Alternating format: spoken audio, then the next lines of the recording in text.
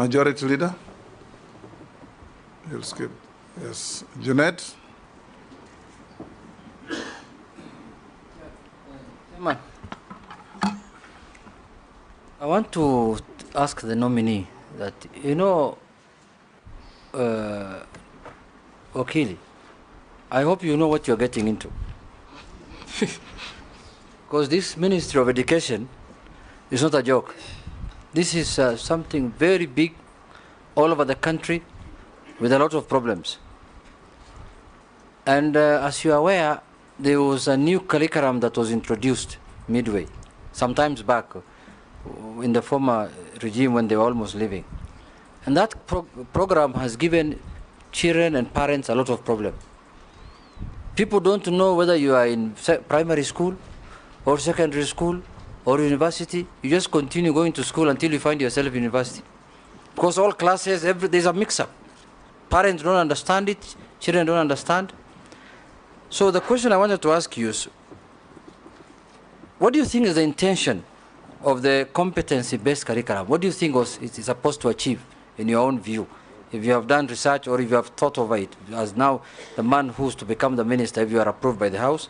And from your own analysis, just tell us 3 major issues that bedevil the education sector and how you intend to handle them. The second one, before I conclude, there is this new funding model that has been brought of the universities. And it's supposed to, as it has been put, it's supposed to help the needy and everyone, and the people who are in need of fees and such kind of things. But as it is today, it looks like it's not working, and it has refused to work. And it has stopped the transition from secondary to university. Many families that are poor, who are depending on help and other models, are now suffering. Their children cannot go to school. What are your thoughts on that kind of modeling? Because as far as I am concerned, that model was borrowed from developed countries and fixed here when we have not achieved that level of model. Thank you, Mr. Speaker. Thank you, Honorable Junet.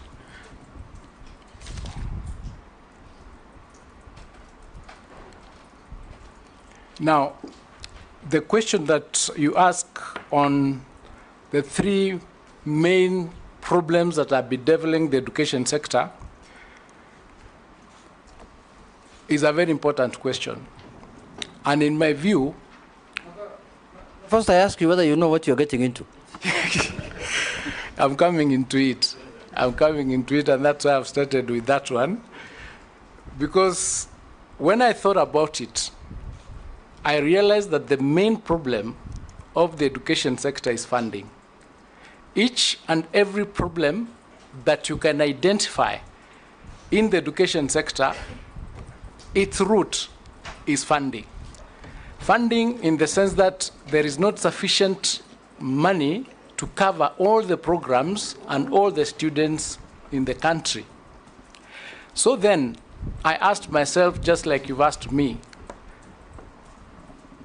do I know what I'm getting into? Is this something that I need to do to get in there? And I said, somebody has to do this job.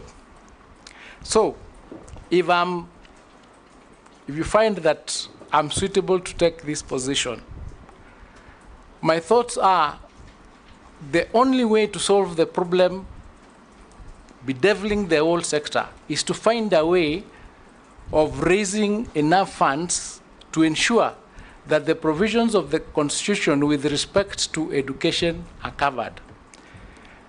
When I thought about it, I realized that there has not been a clear audit to find out, for instance, how many students do we have who need resources?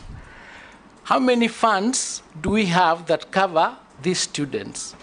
How many organizations are giving various assistance to these children? How many people are contributing every day towards the school fees of these children in the country? In other words, how much money is the whole country spending on education? So that we can come up to a decision on how that money can be harnessed in order to service the education sector and ensure that all the children in the country are actually get free education as stipulated in the Constitution. So I said I would take up the challenge and work with all the stakeholders to find a solution to the funding problem. The second problem that I realized needs to be tackled is there are a lot of good policies and good laws in the education sector. But I realized that perhaps we are not adhering to those particular policies. What do I mean? I mean there is nothing in the education sector that is not provided for, but people are not obeying, or they are not faithful to those policies. So we have a problem of implementation of those policies, hence the need to find a way of ensuring that implementation is up to date. The question of the new curriculum-based, the competency-based curriculum that came about, it actually started in 2012. The 844 system came to replace the 844 system, which was basically exam-based. Exam-based in the sense that you have children doing exams. When they don't pass, the ones who pass go to university or to colleges. The ones who don't pass lose their way in the middle. So it became necessary to come up with a competency-based curriculum that recognizes the competencies and the talents of the other children who may not be as good as in the exams. That is why it is a program that will help, that carries every child along.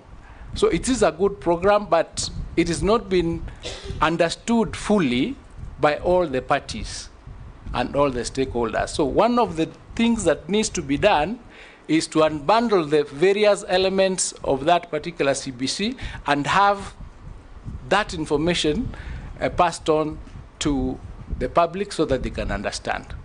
So there needs to be a lot of sensitization in that area because we are now in that program. Yes, Nelson, has he finished your questions? The new education funding model, I'd referred to it earlier.